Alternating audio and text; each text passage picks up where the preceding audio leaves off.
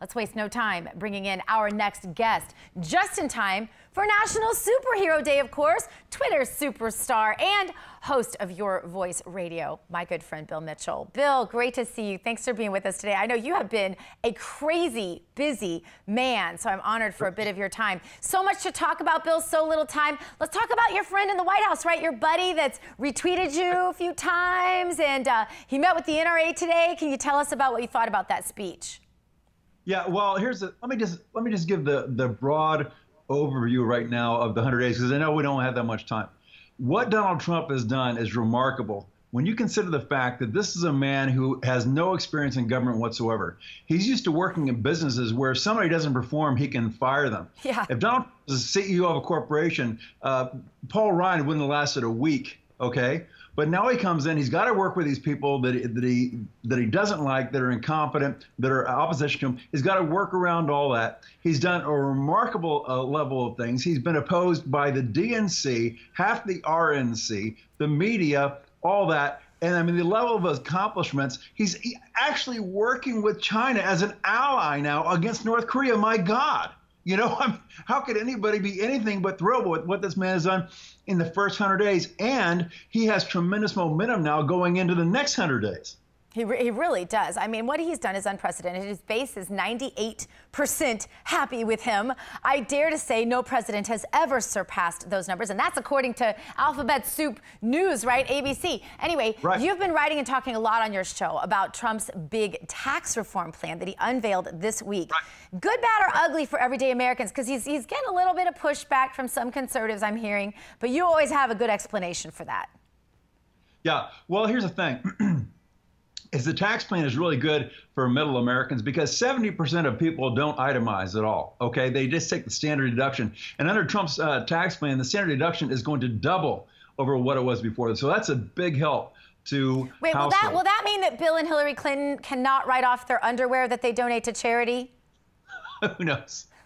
Who knows? Who knows? Yeah, they have to, at least Bill and Hillary Clinton will have to pay for the hazmat people to come and pick that stuff up, you know, and go away. So who knows? But one of the big benefits is that Donald Trump reducing the corporate tax rate to 15%, also reducing the corporate or the tax rate for pass-through corporations like subchapter S's is going to be huge because most of the people in this country are employed by small business people. So if you reduce the taxes dramatically on small business people, they're going to go out there and they're going to hire. And when you have a lot of small business people hiring, you get competition for limited talent, which means what happens? Salaries go up.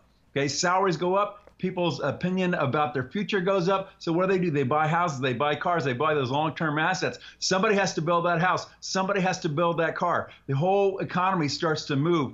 And when Donald Trump said that he was going to come and drain the swamp, everybody thought he just meant politicians. What he meant was he was going to drain the economic swamp and turn it from a stagnant swamp into a raging torrent, a raging river. Which is why all economic indicators that matter are up right now. The home builders are confident. The manufacturers are confident. Small business people, all of those people have a confidence that they haven't had in years. And that matters. That means the creation of jobs. That means a thriving economy. It seems, though, you know, one of the dampers on this whole thing right now, I don't even know how President Trump's getting anything done because not a day seems to go by without North Korea making some sort of noise. You know, Kim Jong-un is, I think he's thriving on this attention, but I thought it was especially interesting psychologically today, and this is what you and I like to talk about a lot, that the administration said a couple of things. One, that they weren't interested in toppling any regimes, and two, I think they said that yesterday, and two, that they don't think that he's insane. Could this be a signal, Bill, that they are looking to soften him, this dictator, to the point of him rolling over a little and showing a little of that white underbelly long enough for them to stick a knife in? Or do you think they want to do this with a verbal negotiation? Well, you know, they don't want to go to war unless they absolutely have to. That is the last option, yet it is an option.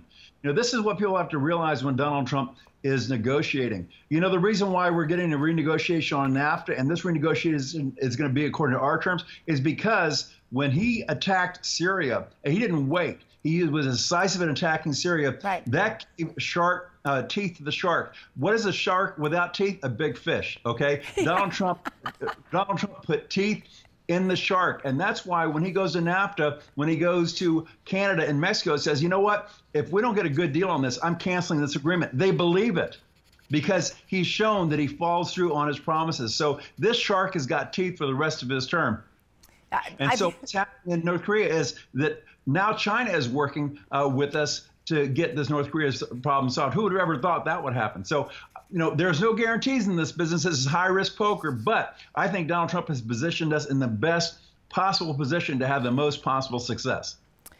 Some sources have said that a preemptive strike from the U.S. could be coming, though. Do you think it is?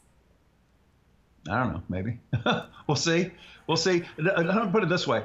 Donald Trump never closes unless he feels like he's got maximum leverage. So if he feels like he has maximum leverage and all of these micro relationships he's created with China and Russia and Japan and the other people in that region, if he feels like he's got maximum leverage to do that, he will strike. He will close. Okay? If he doesn't, he won't.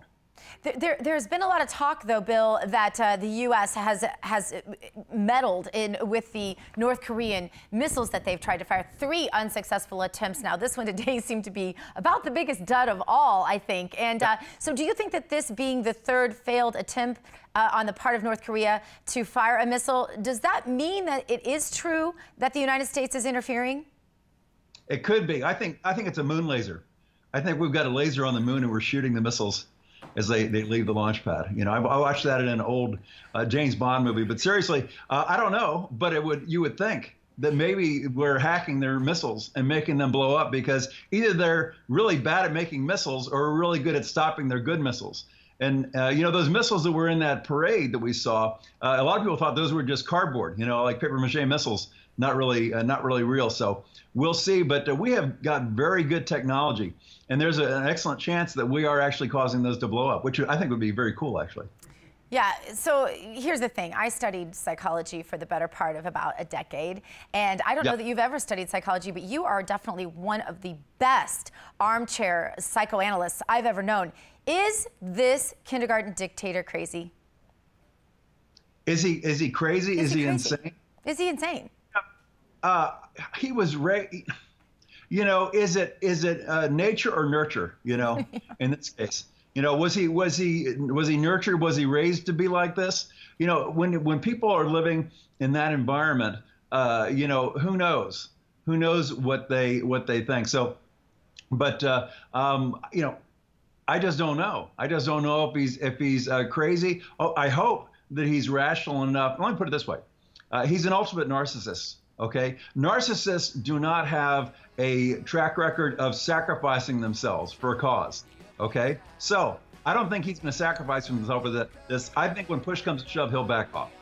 Thank you so much for being with us, Bill. Follow him on Twitter @MitchellVII, but you probably already are.